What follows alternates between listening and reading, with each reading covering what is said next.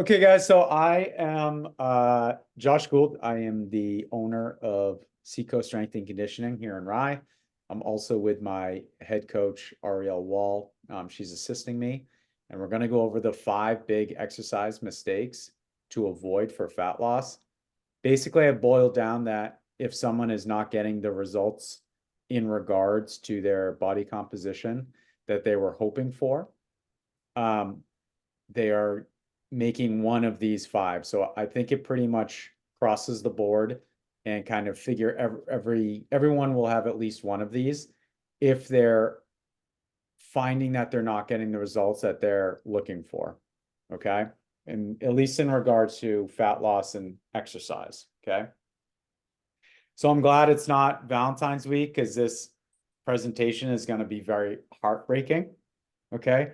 Right out of the gate, this is, you guys will probably be like upset with me, but I promise you, I'm only sharing kind of the truth with this stuff. But this can be really heartbreaking, and we're gonna kind of, oops, okay, starting, oops, okay. The first mistake is exercising to burn calories.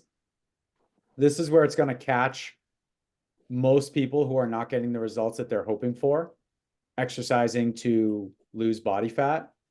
And that's because they're actually exercising to burn calories. And I know that sounds weird. And it seems like I'm stepping on my own toes as a trainer because we get a lot of people that are coming to us to exercise to burn calories. And exercising does burn calories. I think it has more to do with the approach that you are going to exercise primarily to burn calories, because I don't think the equation ever works in their favor. So if that is your approach, that you're trying to lose weight and you're going to do it in the form of trading your time and energy to then burn calories, which will reduce your body fat, I think that's a very difficult thing to do. And I think that your energy and attention should be spent on the nutrition side and actually reducing your calories. You'll get much more out of it. Okay. But I'm a trainer. We're talking exercise here. So I'm going to talk less about the nutrition side, even though that matters more. Okay.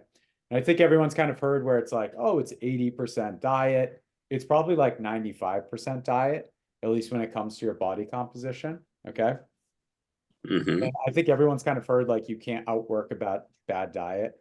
And that's 100% true. And that kind of speaks to this. Now, we do know that exercising obviously burns calories, and I don't want to discourage people from burning calories exercising. My point here is just don't make it the main priority, the main reason, okay, for exercising is just to burn the calories. Now, of course, exercise burns calories, but we have some issues, and it usually has to do with thinking that we are burning more calories than we are. And then couple that with we think we're eating less than we are. And because of that, if you take this approach of exercising to burn calories, that's what I mean by that equation never works out in your favor. The overestimation, underestimation, it's not going to add up in a good way for you, that you're going to actually be in a caloric deficit, which matters the most, and burn fat. So just to kind of expand on that. So at least in studies that I was looking at that have to do, because they like to research how people are estimating their calories and then going into actually even measuring their calories. That at least one group in one study I looked at overestimated the amount of calories that they were burning exercising by 72%. But not even close. And anytime that any study that I've looked at, it's always an overestimation in the amount of calories that someone thinks that they're burning during a workout. Okay. Which also tends to lead you into this, I worked out, I get a treat phase. Like they're treating themselves like a dog, like food is a treat for them to work out. And they're really just tricking themselves. And that equation, again, is never going to work out in their favor.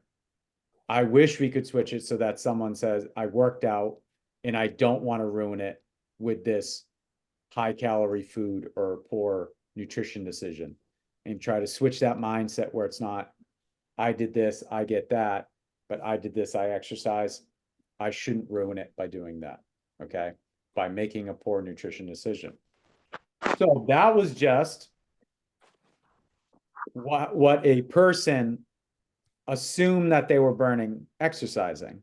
And then you guys are probably like, well, we have technology now that tells us the amount of calories that we're burning exercising, right? These are your Fitbits, your Apple Watches, okay? Unfortunately, those have also been studied, and those are also inaccurate and overestimating the amount of calories you're burning. So now even your faith in technology, trying to get an idea of how many calories you're burning, you're being misled by the technology, okay? So when they did for a meta-analysis or review of 150 something publications, looking at the reliability and validity of wearables, quote, for energy expenditure, no brand was accurate. And I know that's a simple thing, but that means it was really inaccurate for them to just say that, okay? So that stinks. So even if we're trying to do it and we're trying to figure out this equation and we're focusing on exercising to burn calories, in that moment, whether the amount of calories that we think we're burning or what the technology is telling us, it is not as much as we're hoping, we're thinking, or that's telling us. And then we're underestimating the amount of food that we think that we're eating. So the amount of calories in the food. Psychology Today did a review and it found that people underestimate calorie intake by 20 to 50%. And that does not include underreporting. Okay. Underreporting means, like, let's say you did nutrition consulting or counseling with us. We have someone do a diet journal using a software. That means that they're not even reporting the calories that they're eating, right? So the handful of nuts while they cook dinner or a sip of that or whatever isn't even making it into that diet journal. Okay. So that's also an issue. So that even when you're trying to measure the amount of calories that you're eating, it also looks like people are underreporting, which is not a good thing. So overestimating, underestimating, lack of reporting, all leads us. It leads me to just say, stop approaching exercise as a great way to burn calories and trying to get into a caloric deficit purely with exercise. I think I've been training for a long time now, it should just be viewed as like a bonus. And I'm going to go into some other ways in how to maximize calorie burn, or we'll get into metabolism a little bit. But if we're just looking at numbers, as in I eat this or I worked out and burned this, I get that, it does not add up the way that we want it to. So even if you're approaching it with the best intentions, it could be backfiring entirely. We good with that? Okay, so that catches the most people. That if you're not getting the results that you're looking for and trying to exercise for fat loss, that is the biggest mistake, is that approach. We have to get rid of that approach, okay? Up next, second one. It could just be that you're measuring your progress poorly, and that could be from using the scale. So someone could be losing, so I use the term fat loss because fat is different than weight loss. Someone could be doing a great job with their exercise program, their nutrition, losing body fat, but the number on the scale might be staying the same or going up, and then that person is becoming discouraged and might stop, when the entire time they might be losing fat. You have to separate the two things, especially because if you're going to do a weight training program, which I'll get into recommending, you are going to gain some lean mass, some muscle, obviously. That takes a while, but you're, especially right out of the gate, you're going to retain more water, and water is heavy. Okay. So, and those are good things. So that weight that you acquire from adopting a strength training program, or maybe you just care more about your hydration, you're going to put on weight in the form mostly of water. And that comes with glycogen storage and creatine storage, all good things, and the acquisition over time of lean mass. So scale might go up, and that whole time you have been losing body fat. But if you measure it inaccurately, it can be very discouraging. So let's not make that mistake where you're doing all the right things and then you are discouraged because you're measuring it incorrectly or improperly. Good with that? Scale is okay. Yes. We like to use circumference measurements. If you're trying to be, when most people, they report that they want to weigh less, they actually just want to be smaller, or at least smaller in certain areas. So measure those areas, or go somewhere where they have accurate technology in measuring your body composition, which is a little tricky. It's hard to do and to get it accurately. That's why we simply just do circumference measurements. Okay. Rather, we don't even have a scale here. The scale really only comes, its importance comes with if you are obese and morbidly obese, when your weight actually is a problem. And you actually reducing your gravitational pull is a healthy thing. But that's when you're heavy. The lighter you get, okay, or if you're like skinny fat or petite and you just have some areas that you want to lose body fat, that's when it becomes more misleading when you have less weight. If you're super heavy, then yes, you probably should see a reduction in pounds on the scale. But otherwise, just go with circumference measurements. They're very easy, and kind of just don't rely on the scale as much. We also know your bodily fluids. Okay, number one and number two change what your weight is. The time of the month for females, there's a lot of factors that go into what your weight is going to be. And I just find that it only kind of like bums people out. So don't worry, you do not need the scale. Okay. We're flying. All right. Now let's get into kind of like the exercise stuff here. So next mistake is thinking that cardio is superior to resistance training or weight training. Now that we're getting into talking about the exercise and workouts that do help change your body composition and aid in fat loss. It is kind of an old thought and perception that I don't really blame people for, that cardio is the type of exercise that you perform if you're interested in fat loss, and resistance training is solely what you do if you're trying to get stronger or bulk up. Okay. And that's just false. Okay. And I'll kind of break that down on why that's not the case.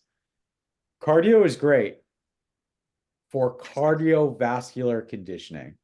So I don't want to deter anyone from doing cardio, or we like the term conditioning, because it's never a bad idea to work on your heart and your lungs and the rest of your cardiovascular system.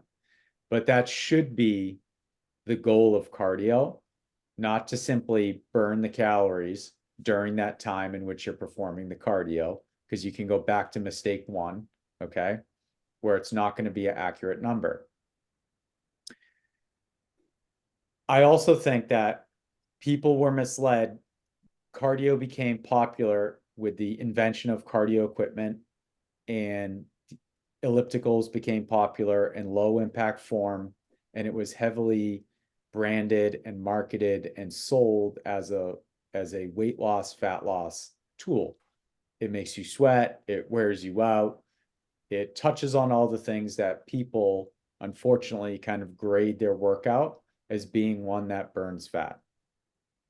Then people started to buy these things for their home. So we're talking the 90s here, where they're going to get a treadmill and they're going to use it for a few weeks, and then they're just going to hang and dry clothes on it until they finally put it on Facebook Marketplace and sell it for half the price, right? And this is still going on because we do see, obviously, Peloton came out of nowhere. And we're still seeing kind of reinventions of those home cardio equipment. At least those do have some other components where there's like a social community aspect to it. They do some strength training stuff. So it's gotten better, but it's still kind of the same idea. Then how that all came to really take off was when cardio is studied, it showed that it burned more calories than weight training did. Okay. And people took it and ran once they had that information. And that hung around, and that was the thought process for a long time. And that really stuck inside people and made them believe that cardio was superior for fat loss than resistance training. Unfortunately, that did not tell the whole story. Cardio in the short term, meaning the amount of time in which you're working out, is superior for burning calories. Meaning 30 minutes of cardio, 30 minutes of resistance training. Cardio will burn more calories than resistance training. Okay. So what's the big deal? Well, the next 48 hours, the resistance training wins. Okay. So the stimulus that you put on the body, the repair, the breakdown and repair of muscles, the utilization of different macronutrients in meals, all of that gets treated differently. And it has a much more robust effect and stimulus, not only in burning more calories while resting and recovering over the next 2 days, but has a greater effect on your metabolism, even your resting metabolism. Okay. So that information that everyone got did not, it wasn't, it needed to be kind of zoomed out. Okay. It was missing information. And that's very important to zoom out and look at the next 48 hours and the effect that resistance training actually has on the body. Now, some things I touched on. So exercise is really just a stimulus, a stress that you put on the body that you then adapt to. That's all we're doing. Doesn't matter what it is.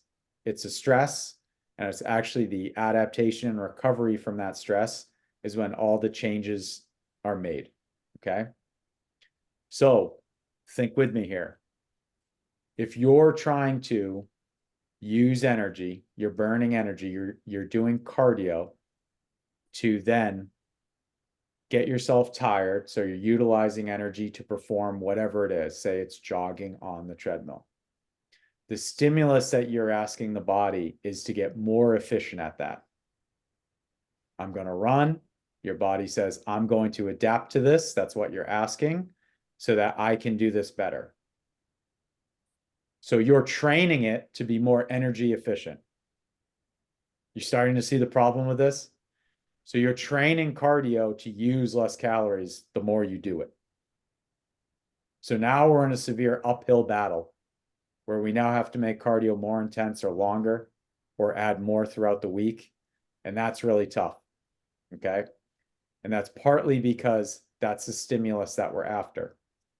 If you're training endurance, okay, or constant motion like cardio is, your body's going to figure out how to get efficient, and your body is constantly trying to figure out how to use less energy to do the same amount of work. Our bodies do not know that we can get food whenever we want it and rest whenever we want it. Okay. We have very kind of old, ancient metabolism. So that's a problem. The benefit of resistance training is that we can keep progressing it for much longer in our life. How do we do that? With things like progressive overload, which is kind of the oldest form for getting stronger. It just means over time, you add more weight or less assistance to your lifts, or more volume to your training, or more repetitions, and your body will forever keep trying to adapt to that. And that's a lot longer playing field, okay, that you can extend versus cardio. And that's a good thing, okay? And you can constantly work on different body parts and joints and muscles to work with resistance training, and the constant continuation of doing that and tearing muscle and repairing muscle and acquiring muscle. This is what sets up our metabolism to allow us to burn more calories, short term, long term, at rest, everything.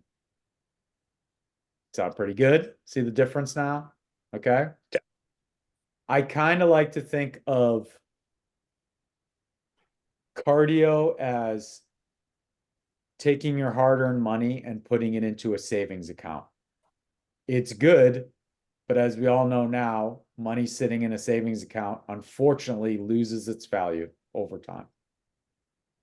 Resistance training is kind of like putting your money into index fund, mutual fund, something where you can then earn dividends on it. It can grow itself. Okay. It can earn interest. And that's because as you train to acquire more muscle, you do acquire more muscle. And that muscle that you've acquired now burns calories just at rest, and on you go. So they're both good. Okay. Saving money is good. Investing money is better long term. Okay. Okay. Next mistake, okay, kind of going back to another myth that we need to bust here, is that light weights, so now we're getting more into the exercise selection, that light weights equal lean muscle. So even in research, we've kind of gone back and forth on this. It tends to be now, which is interesting, is that all rep ranges and amounts of resistance all seem to kind of do the same thing when it comes to build muscle. And the biggest differences come in the training of strength and the nervous system. So a little less in regards to muscle mass and body composition, but there's a component to strength that's kind of almost just neuromuscular in building strength. And that seems to change when we go from light to moderate to heavy weights. When it comes to gaining muscle, whether it's light weights, high rep, moderate weight, moderate reps, heavy weights, low reps, all seem to do a pretty good job when the amount of volume and training throughout time is equal. They all seem to do a pretty good job gaining lean mass. Okay, so that's good news. It's hard to kind of mess up. Okay, the myth I'm trying to bust is that somehow if you go to a heavier weight, that you're going to get a bulkier muscle or something like that. And I think that that mistake can really hold people back, and that fear.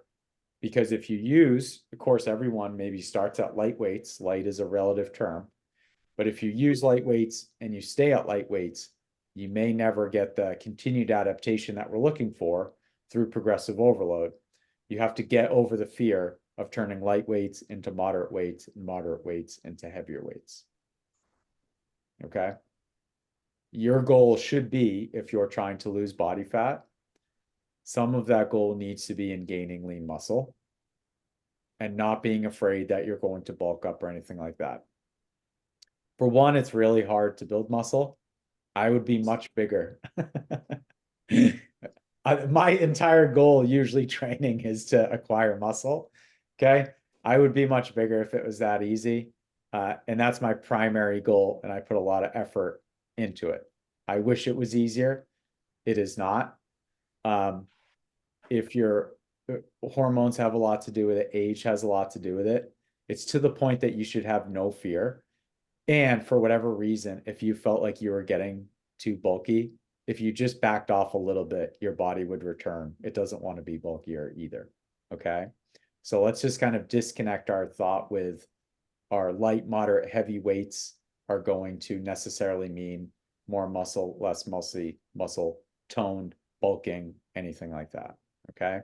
We do need to use some form of higher resistance, more intensity over time to keep getting the stimulus we want in regards to gaining lean muscle mass and burning calories. Can't just stick with light weights and think it's going to shrink us somehow. Moving on. Okay, next, poor exercise selection. So we're kind of learning now, I think we're getting the gist here, that strength training is important. So now I'm starting to adopt this philosophy. I'm starting to pick up some weights. I'm starting to do some weight training and resistance training. But there's good exercises and poor exercises, okay? Or ones that I should say, I don't like saying poor exercises. Ones that are more efficient for burning calories, raising metabolism. Those exercises are any exercises that are going to put you into oxygen debt and the ones that are going to use the most amount of muscle mass at one time. Okay? Because you'll have a metabolic response to it. So you're going to use a lot of energy to perform those exercises, and you're going to get more bang for your buck because you're going to tear bigger muscles, and those bigger muscles are going to require more calories to repair. And then as you acquire more of that lean muscle mass, then your metabolism can improve just from maintaining that muscle mass. Okay? So the big muscles, those are going to be things like your pecs and lats and quads and glutes and hamstrings. Okay, just kind of think of your body, point to the big muscles. You wouldn't want to just train something like calves and forearms and something like that. Okay, you can also tell because if you do an exercise and train the big body parts, they're just more exhausting. Okay, and if you're doing some type of exercise, some type of lift, and you notice that you start to lose your breath, you know that that's valuable in the form of metabolic conditioning. For example, and I know I work with a handful of you guys on the webinar. If you do weighted walking lunges and you're doing a set of 20, you are huffing and puffing by the time you get to 20, right? It's one of the more taxing things to do. Or if you're doing a set of heavy trap bar deadlifts or pull-ups, there are just exercises, typically full body stuff that you're moving your body, that you can feel your blood pressure go up by the time you get to the end of just that set. And that set might only take 40 seconds at most, 30 seconds to like a minute.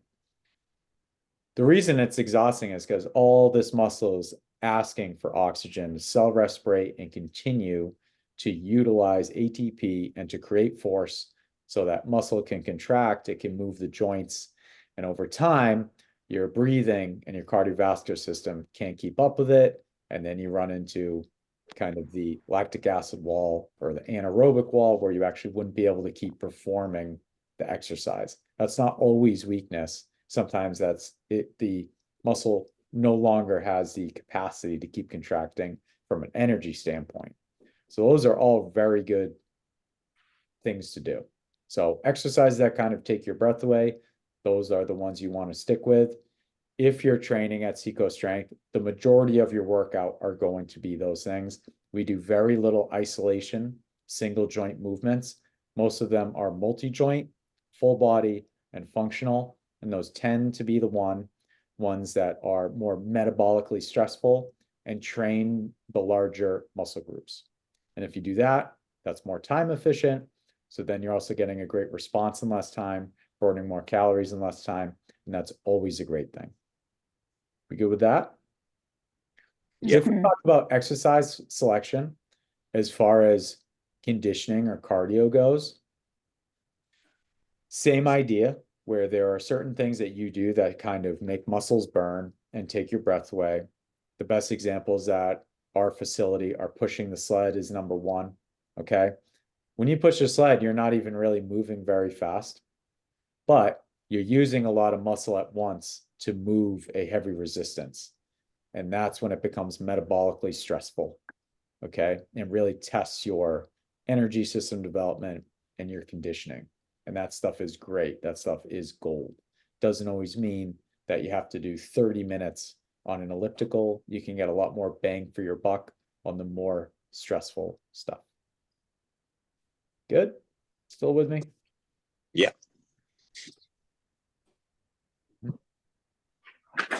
Okay. Oh, I guess I did all five. So let's kind of get, I beat you up pretty good. I broke some hearts. Let's kind of look at some positives and some takeaways. Okay.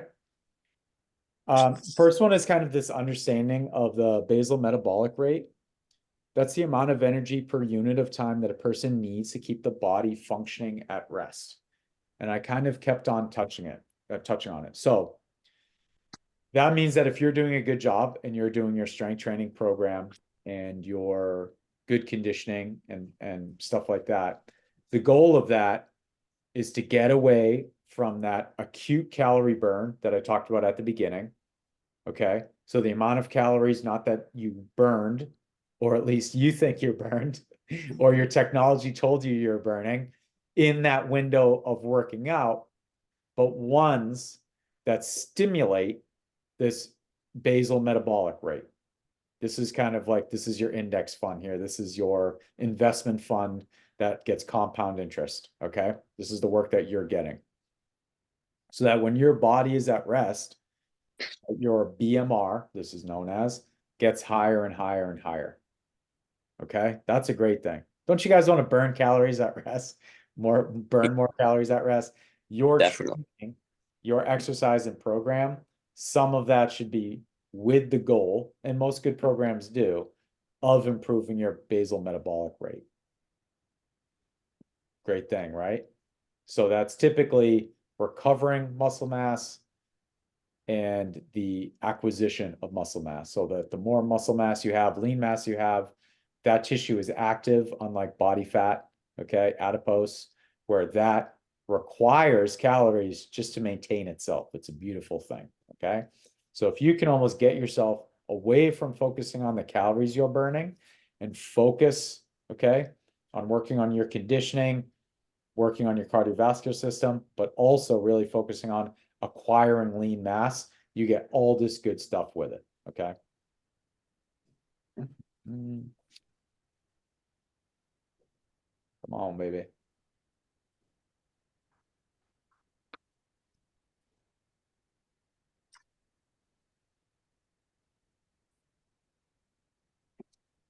What? There we go.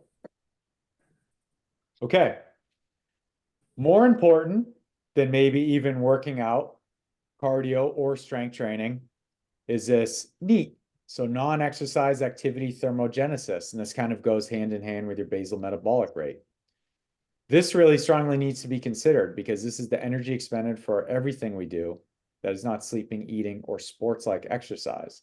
So this is your daily calorie burn that's not including your workout. That is a much bigger number than you would think. Okay. And when we have a higher basal metabolic rate, this will also improve. Okay. So it improves from a higher BMR and it improves from more activity throughout the day that isn't exercise or sport specific. That just means moving around. Okay. That could just mean going for a walk, whatever it is, cleaning your house, yard work, being less sedentary in general. That adds up. And that's great because it puts less pressure on you to make sure that you're exercising every day and getting quality, intense exercise and workouts. Okay. Is that it's nice to know that just being less sedentary, getting your steps in, being mobile, active throughout the day actually means a lot to our metabolism and our overall caloric burn. In fact, much more than just the acute window of the workout. So don't forget this guy. Steps are surprisingly a great thing. Anytime I've seen it in research, it's always correlated with more health, longevity, being less obese, the amount of steps that you actually get in a day. Okay. And you might not seem like that's very much, like it's just walking. Well, accumulating steps over a day, a week, a month seems to mean a lot to the body. Okay. So think about your NEAT, your non-exercise activity thermogenesis. All right. So let's try to reframe some things here to close out. So this is kind of the old sentiment. This is the old thought. If I'm trying to lose weight, burn fat, it's cardio, then it's nutrition, and then it's strength training. This is back in time. We're in the 80s and 90s right here with this thought process. Okay. That's how it was marketed to you. Okay. It's not necessarily your fault. This is the information that was taken from current research, leaving out important information, highlighting the stuff that they wanted to, that it built this myth that it was this order. And we're probably all guilty of kind of thinking it that way. that when we think of weight loss, fat loss, this is the order of importance. Okay. We know that's changed, and this is what it is now. Okay. And this is really kind of a wrap up of the whole webinar. Nutrition is by far the most important. Then we need to focus on strength training. And then lastly, our side dish of cardio, which always helps. So this is the new format, the order of importance, that if you walked away with one thing from tonight's webinar, this would be it. Nutrition has to be handled. You have to have a handle on the amount of calories you're consuming, okay? Then it's making sure that you're doing proper strength training and you're doing enough strength work per week, resistance training, and then topping it off with cardiovascular work. Okay, guys, that is it for slides and the webinar. Let's hear some questions. I know I broke some hearts. Does anyone want me to clarify? Anybody want to challenge me on anything? Anyone have any questions? That's it? Excellent. Well, this is being recorded, and I will send everyone who joined a link to the recording. It'll be a private YouTube link. And then, of course, if you're just bashful and you do have questions, feel free to reach out to me, josh@secostrength.com. And we are happy to answer those questions. Or if you're interested in coming into the facility and you want to talk to us about what your goals are and what your challenges are, we can definitely do that. Hey, Josh, I don't have well, thank you for this. I Oh, no don't have problem. a question, but Sure. I think like another something that you could probably incorporate into this is, I think one thing I've learned over the past 5 or 6 years is sort of the importance of macros and like protein Yeah, intake. And I for think a sure. lot of times, like even just eating the same number of calories, but eating more protein, you can lose fat. So it might be a cool angle to like at the end to have Yeah. like a little positive kind of thing as well. Yeah, so I'll touch on that quickly. That's an entire like another thing, which is really Yeah, okay. I have to approach it from my background from the exercise side, right? Yeah. Even though it just bumps and it parallels mostly like nutrition.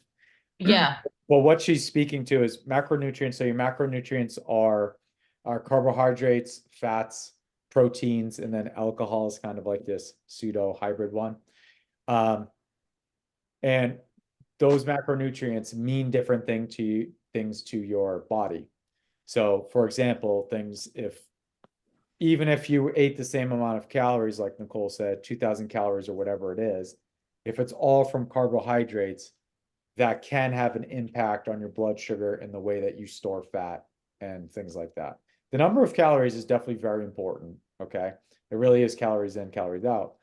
But what you eat can kind of change how you use that nutrition.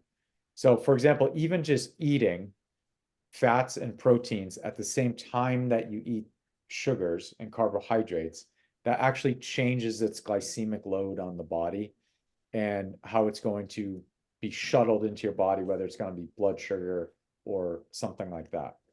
So protein being a large portion of your macronutrients is also very important. And protein itself is thermogenic. I think I may have mentioned that word somewhere earlier, meaning that in some cases it actually burns calories to consume. It's not like a net negative.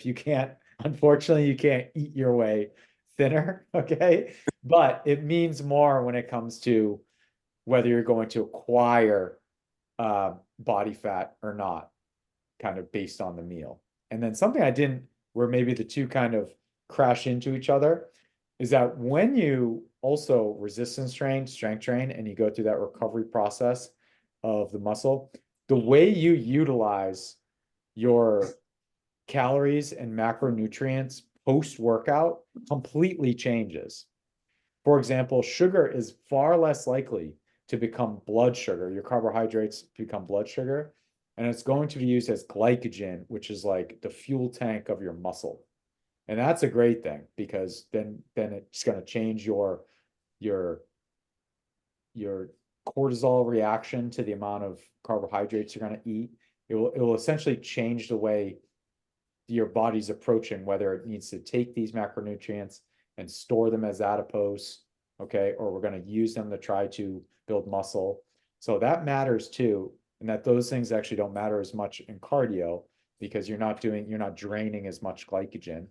You could, I guess, but not as much as strength training. So even the way you train changes how you would then use the same meal after. And that's kind of cool. So that's another reason to do strength training. But I could go such a rabbit hole to go down to just on the nutrition side. Okay. And I kind of left people hanging with like, yeah, make sure you focus on nutrition. I'm not going to tell you about it. We'll make sure you do it. Okay. We can help people get into that more because our approach at the facility is let's see what you eat and then we're going to make changes from there. We are limited being non-dietitians, registered dietitians. We can't necessarily assign a nutrition program to someone specifically. We can kind of see what you're doing and then give you suggestions and to go from there. Plus, when we have someone do a 2-week diet journal, most people almost instantly start to clean up their own diet because they're now looking at how they eat and they're looking at those macronutrients at the bottom of the sheet as the software totals them up and going, oh, I eat way more carbohydrates than I thought did, or I'm eating more calories than I thought. So it almost kind of like they're doing all the work themselves just by recording it. They're learning. It's kind of like your own budget. Like you don't know, you have to look at your bank account. You can't just like assume you're saving money or not spending more or whatever. You unfortunately do have to dig into that stuff if you really do want to make a difference and want to make changes. You have to do some type of nutrition inventory, I guess you could say. Anything else? We good? Well, I appreciate, guys, the first webinar for Seco Strength and Conditioning. We're going to keep them rolling. We have some other great ideas. It was nice to kind of offer it to everyone. So if you enjoyed this and we offer another one, feel free to share it. You do not have to be in our community or a member or anything like that. And we'll try to kind of keep these going. This is great. 45 minutes on the dot. So thank you guys very much. And I'll see you in the gym or somewhere else. Thanks, Thank you. Josh. Thanks, Lori. Yeah. Josh.